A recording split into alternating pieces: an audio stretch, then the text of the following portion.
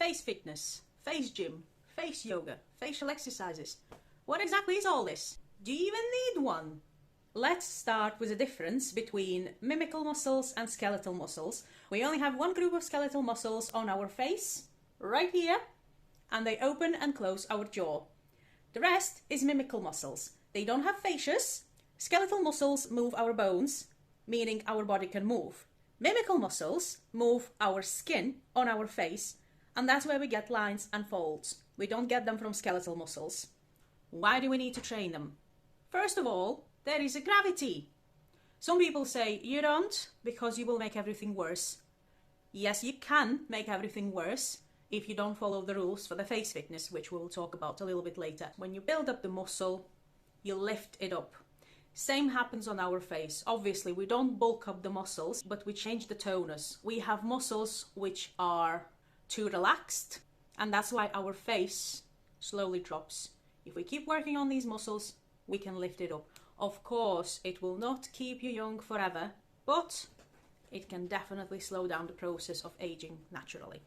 And it can prevent premature aging. Now, premature aging, there are so many factors what it is. There is the bad ecological system, wrong skincare, bad habits like smoking, eating too much sugar, drinking too much alcohol, which affects our skin on the cell level. And there are bad mimic habits and bad posture. We get our first lines from the bad mimic habits, like frowning, using your eyebrows too much, squinting, and everything else. Do both men and women need to exercise?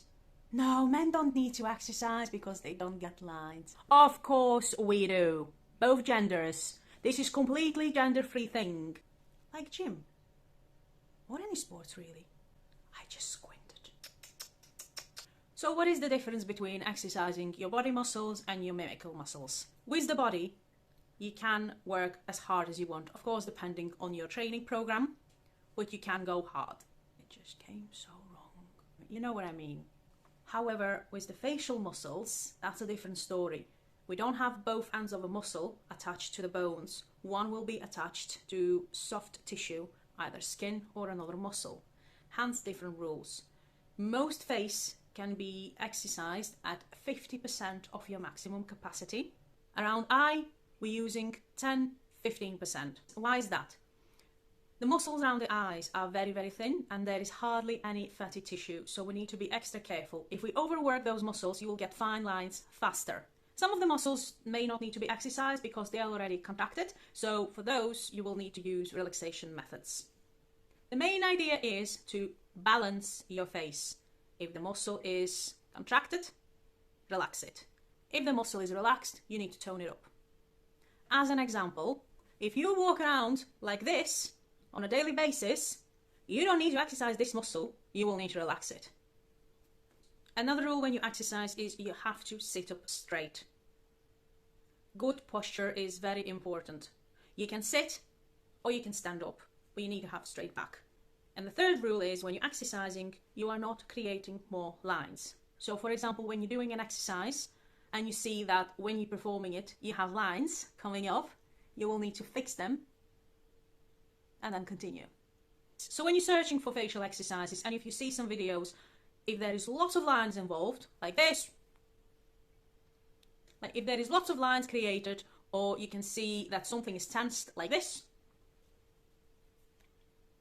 that's not right, and it will make matters worse. So that's why face fitness, face gym, facial exercises have a bad rap.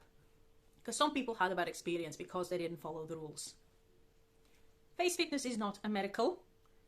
It needs to be combined with getting rid of bad habits, getting a good skin routine, getting a good lifestyle, enough sleep, enough clean water, and all the other boring stuff. But does it mean you can't smile? No. Does it mean your face needs to look like it had loads of Botox in it and you can't move anything? No. But it's the bad habits which we don't notice when we read and we frown, or put our head down, over a long period of time, it builds up and we can see it on our faces.